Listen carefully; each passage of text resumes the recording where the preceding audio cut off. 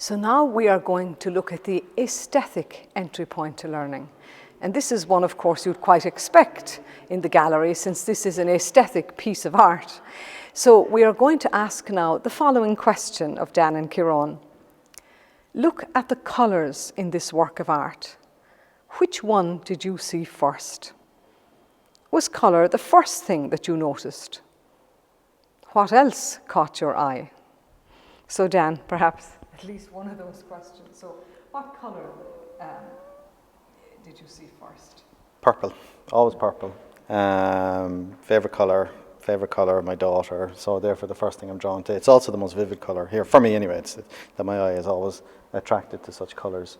Was it the first thing I noticed? Yes, dominant one when I looked at this piece first. It was only after a period of time that I started to see other things, such as, you know, the sense of movement in the work, and also the intricacies of the various different pieces of knitting, where they have different knitting strokes or whatever it is that they're called in it. But yeah, dominant purple colour for me.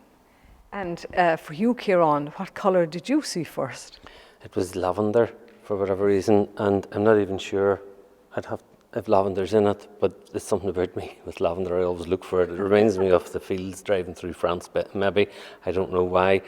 But I eventually found it, or something close to it. And the other thing that strikes me about the colours is that there's nothing bright, and I don't like to use the word gaudy, but there's not, you know, they're fairly subdued. There's nothing shining out at you.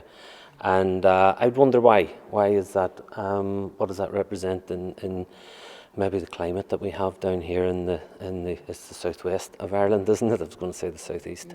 Down in the southwest of Ireland, it can be quite clouded over quite often, and I just wonder, does that represent it in the minds of the people who did it? I don't know, but it did strike me very much that it is subdued from the sense of colour, that there's nothing really jumping at you. It's very interesting that we could indeed open up this conversation further. When I firstly heard about the knitting map, I presumed that we'd have a lot of red and white colours, and that it would be representing Cork in some way. And then I realised, of course, that perhaps I was stereotyping things. So it's very interesting how the work in that sense doesn't play to the stereotypical Cork colours. And yeah, you know, and despite the variety in the colour, that there seems to be indeed some kind of pattern, and that we are indeed playing with those wonderful colours that Dan and Ciarán talked of, lavender and purple. So it'll make me look at things again, that the colour purple is indeed becoming more dominant.